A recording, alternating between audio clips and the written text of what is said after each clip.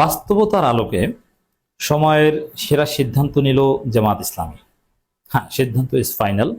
জামাত এই সিদ্ধান্ত থেকে এক চুলও নড়বে না, নড়ার কোনো সম্ভাবনা নেই। এবং রাজনীতি যে কত কঠিন, রাজনীতি করতে গেলে যে কত দানে কত চাল লাগে, এটা এনসিপি এখন টের পাবে। দর্শক, এই আলোচনাটা করছি মূলত এনসিপির বাড়াবাড়ি এবং অধ্যত্বপূর্ণ আচরণ এবং তাদের গর্ব অহংকার এবং তাদের ভাব এবং তাদের বেপরোয়া আচরণকে কেন্দ্র করে। এনসিপি একটা রাজনৈতিক দল, আমরা তাদেরকে সমর্থন করি।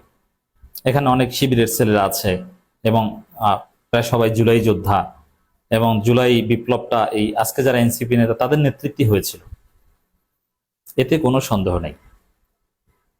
কিন্তু এনসিপির নেতৃত্বে হয়েছিল, বাট সামনে সাইনবোর্ড হিসেবে তারা ছিল। কিন্তু আসলে এই এনসিপির ছেলেদের কি কোনো লজিস্টিক সাপোর্ট নিজেদের ছিল, অথবা এনসিপির ছেলেদের আলাদা কোনো বিরাট লোকবল ছিল?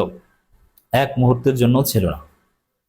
বাস্তবতা কি ছিল? বাস্তবতা হচ্ছে যে, যেমন এই ছাত্র শক্তির কি 10 জন লোক নিয়ে মিছিল করার মতো জনবল ঢাকা বিশ্ববিদ্যালয়ে কখনো ছিল? নেভার। কিন্তু ওখানে কিছু লেজেন্ডারি বয় ছিল। তো এই কিছু ছেলেদের সামনে রেখে নাহিদ, আখতার, ওরা কাজ করেছে। ওরাই বরং শিবিরের সাথে দেখা করেছে। শিবিরের তৎকালীন সভাপতি রাফি সালমান রিফাত বা কখনো জুনায়েদ, এদের সাথে দেখা করেছে। এদের বলেছে যে, ভাই, আমরা এরকম একটা উদ্যোগ নিতে যে আপনারা জনবল সাপ্লাই দিবেন, প্রয়োজন হলে আপনারা সাপ্লাই দিবেন। তো ছাত্র শক্তি কায়েম করেছে।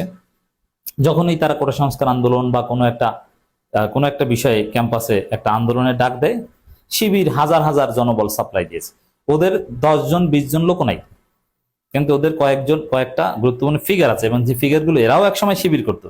কিন্তু যেভাবে না কোনো এর একটা পরিচিতি পেয়েছে, বা এদের একটা আলাদা গ্রহণযোগ্যতা আছে, বা এদের সাহসিকতা, দূরদর্শিতা আছে।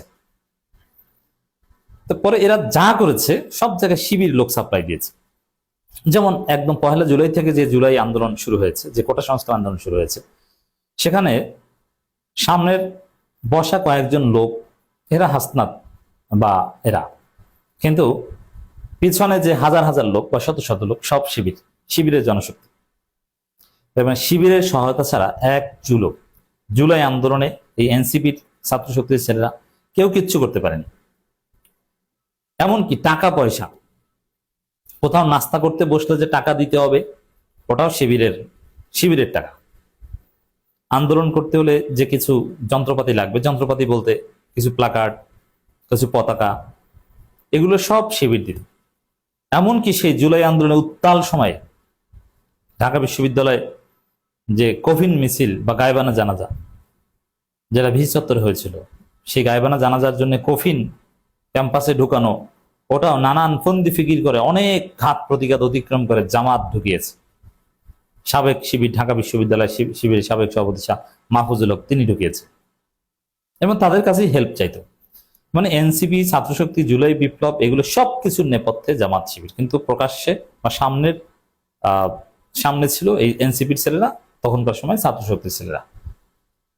এটা ওরা ভালোভাবেই জানে যে আমরা যা করেছি পুরো জাতিকে, এই যে সমন্বয়ক থেকে শুরু করে যেভাবে সেই 9 দফার ঘটনা, শিবির কিভাবে 9 দফা সাংবাদিকদের কাছে পৌঁছে দিয়েছে, কিভাবে এই সমন্বয়কদের হাসপাতালে আটকে রাখা হয়েছিল, সেখান থেকে রোগী সাজিয়ে অ্যাম্বুলেন্স নিয়ে তাদেরকে গোয়েন্দা সংস্থার চোখ ফাঁকি দিয়ে কিভাবে বের করে এনেছে জামাত শিবির, সবকিছু জানে।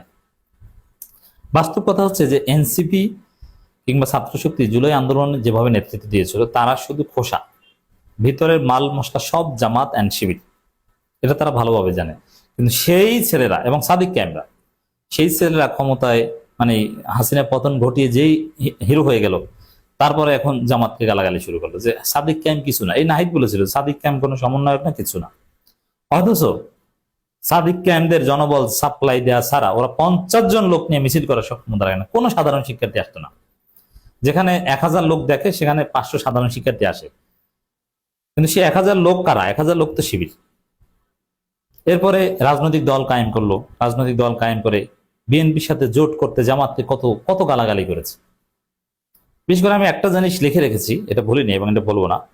এই যে আবু বাকের মজুমদার, আব্দুল কাদের, আরো অনেকে আছেন, অধ্যাপক গোলাম আজমকে যে ভাষায় গালাগালি করেছেন, আওয়ামী লীগ কিংবা বিএনপি কোনোদিন অধ্যাপক গোলাম আজমকে ওই ভাষায় গালি দেয়নি যেটা এনসিপির ছেলেরা দিয়েছে। তারেক রহমান গোলাম আজমকে দেখলে স্যার বলে দাঁড়িয়ে যেতেন, খালেদা জিয়া স্যার বলে দাঁড়িয়ে যেতেন, অত্যন্ত শ্রদ্ধেয় ছিল। আপনি 2006 সালে জামাতের রোকন সম্মেলন দেখেন, কিভাবে গোলাম আজমকে শ্রদ্ধা দেখিয়েছে আজকে প্রধানমন্ত্রী তারেক রহমান, খালেদা জিয়া, এমনকি শেখ হাসিনা গোলাম আজমকে কিভাবে শ্রদ্ধা করত আপনি জানেন?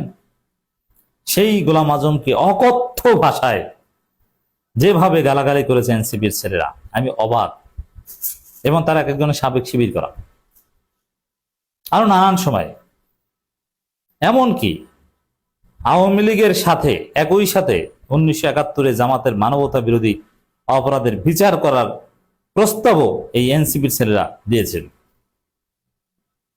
এবং আজকে যদি এনসিপির জোটটা জামাতের সাথে না হয়ে বিএনপির সাথে হতো, তাহলে এরা কি করতো আপনি জানেন?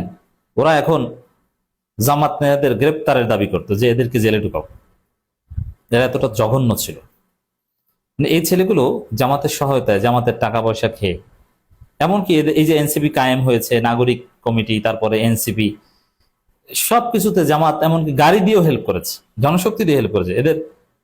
এদের যে আত্মপ্রকাশ অনুষ্ঠান, সেখানেও জামাতের লোকজন গাড়ি টাড়ি দিয়েছে, টাকা দিয়েছে। এমনকি এই যে হাসনান শারজিদের বিভিন্ন জায়গায় সফর, গাড়ি বহর, এগুলোতে জামাতপন্থী ব্যবসায়ী মেজবা সাইদ অনেক বিশাল অ্যামাউন্টে টাকা দিয়ে হেল্প করেছে। Who doesn't know? এটা ওপেনে, মেজবা সাইদ গোপনে কিছু করেননি, তিনি স্বীকার করেছেন। তারা জামাতকে এমন মানে পিছন থেকে ছুরি মারার মতো অবস্থা। ভাগ্য বলো যে কোনো ভাবে হোক একটা জোট হয়ে গিয়েছে, তারপরে জামাত বিরোধিতা কমেছে। তারপরে দেখেন সেই জামুকা আইনে জামাতের বিরুদ্ধে অবস্থান নিয়েছে, মুক্তিযুদ্ধ আইনে। অতএব এই এনসিপির রাজনীতি, এখানে কোনো আদর্শ, বন্ধুত্ব, কৃতজ্ঞতা বোধ নেই। এনসিপির রাজনীতি যে রিয়ালিজমের রাজনীতি, একদম স্বার্থের রাজনীতি, স্বার্থের জন্য একদম অন্ধ হতে পারে এরা। হ্যাঁ, রাজনীতি অনেক ক্ষেত্রে এরকমই হয়, তবে আদর্শ ভিত্তিক দল বা এত হার্শ কিংবা এত স্বার্থবাদী হলে তাদের চরিত্র আওয়ামী লীগের মতো হবে।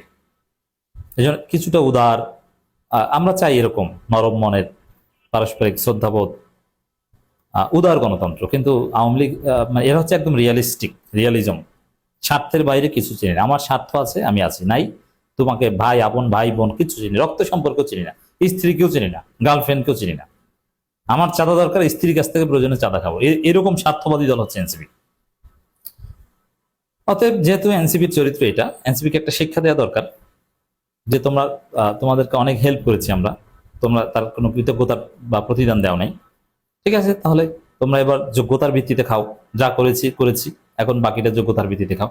এই জন্য জামাত সিদ্ধান্ত নিয়েছে যে স্থানীয় সরকার নির্বাচন তারা জোটগতভাবে করবে না, তারা দলীয়ভাবে করবে।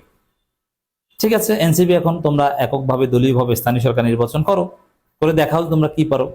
বাংলাদেশে একটা মেম্বার জিততে পারো কিনা?